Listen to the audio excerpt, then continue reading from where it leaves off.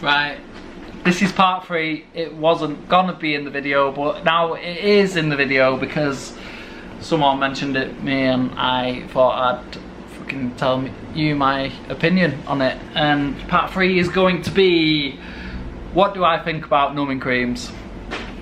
I think you're all pussies. Oh, I'm only joking. I think numbing creams, like they've got the uses.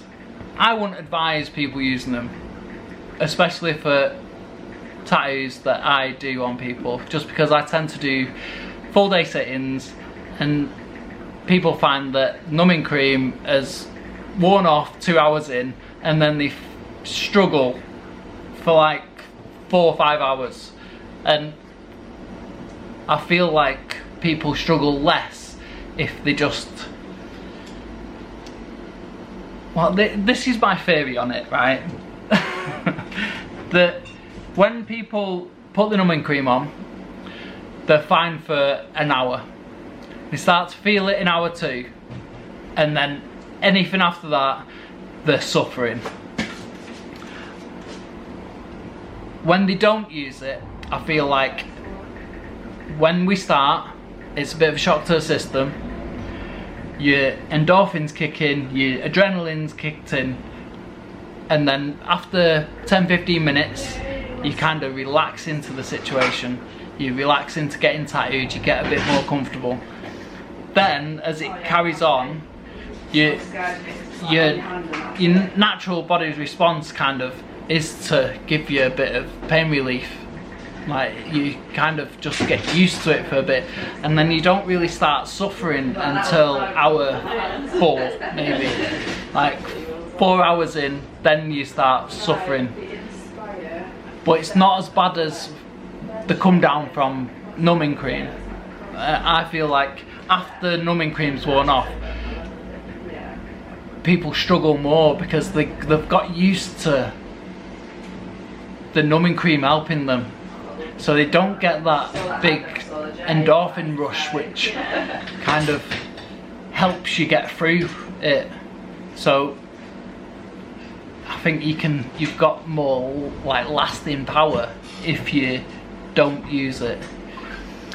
I'd say if someone's getting a really painful spot, maybe like the ribs or hip, knees, stuff that really hurts, I'd probably say use it, but be cautious about, like, it's not a magic cream. It doesn't work continuously all the way through your tattoo. It's like it works, but it wears off relatively. It's quite quick. It doesn't last long term, especially the ones people have used when they've been tattooed by me. If you're gonna do like just a name or a bit of script or something small,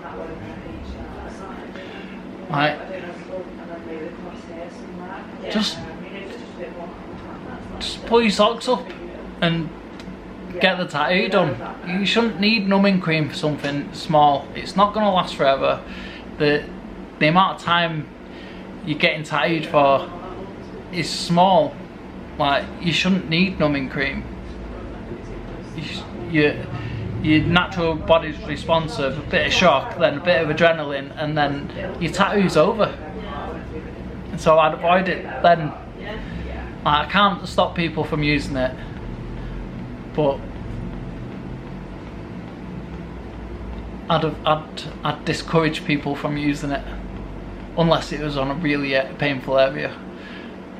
And even then I'd be like, can you not just not use it? Because I don't know, there's a lot of people coming out and saying about how it can affect the healing of a tattoo, which I want your tattoo to heal as good as it can be, because for me you're my best form of advertisement. Nothing will ever beat word of mouth. Like, me doing a tattoo you going out into the world, your mate seeing that tattoo and going, who's done that? I want like to get tattooed by that guy who's done that. That works better than anything else. Like with the whole Instagram, Facebook, social media kind of stuff, I feel like it works as a marketing tool, but the best use of it is being like an online portfolio. Most people don't find people on there. What they do is, I do a tattoo, I send people out, well, people go out into the world, tell their mates about who did their tattoo, and then they point their mates towards Instagram to look at other work that I've done. So I don't see it as a marketing tool, more like an online portfolio. Well, right, so that's my opinions, and feel free to try and change them, comment, message, whatever.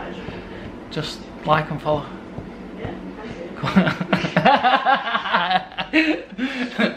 Right, see you in part 4.